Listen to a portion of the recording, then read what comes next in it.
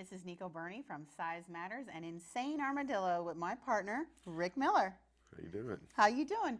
So earlier I was on the show talking with Alan Loback from Sky Mall about the hardest part of starting a new venture.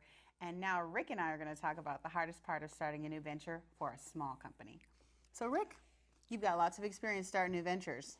I think the hardest thing is getting the ball rolling. Getting the ball rolling, that's right. So what does that mean for you? Getting customers lined up, getting your job lined up, getting everything figured out, getting maybe your equipment, your things like that, what you're going to do.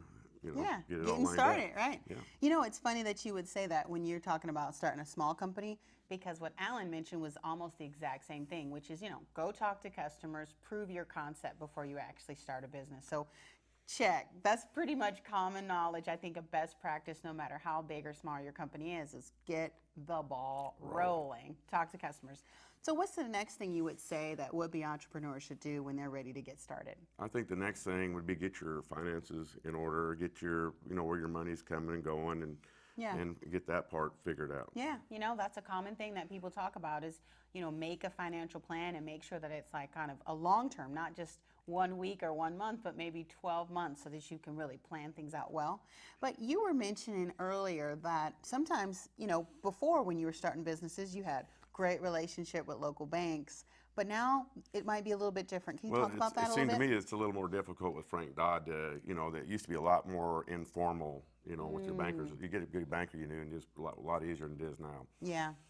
So would you say that's hard for new businesses to start? Oh, yeah. Absolutely. It seems a lot more difficult. Yeah, and it's funny that you bring that up because there's a lot of discussion about how hard it is for small business owners to get financing and credit from, local or national banks. And that's why angel investors are becoming much more prevalent in the small business economy. And, it's really interesting. We're hoping to get Alan back to talk about a new venture that he's starting, which is actually just about that, helping angel investors find really meaningful investments to invest in. So Rick, talk to me about what you think is the next thing. So first we're going to get started, get the ball rolling. The next thing is to make sure we've got a good financial basis. So any other advice? I'd say start out small. Don't go too big too quick.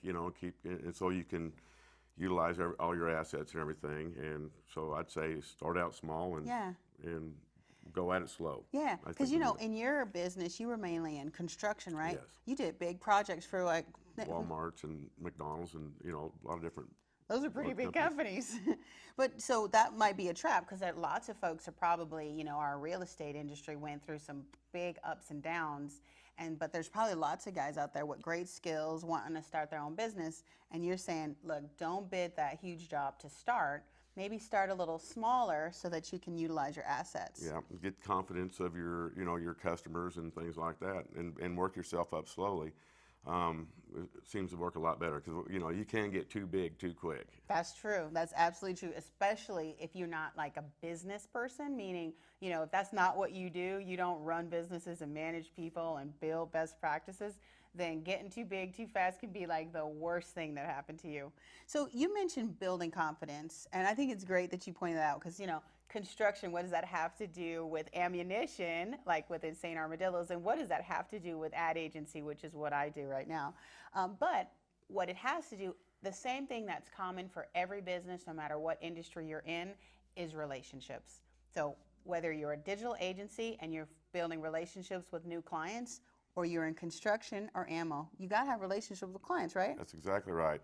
And if they have confidence in you, then you can have a little more leadway with them, and that actually secures your future with them because a lot of businesses would, if they have somebody they can have faith in and confidence in, they'll stick with them.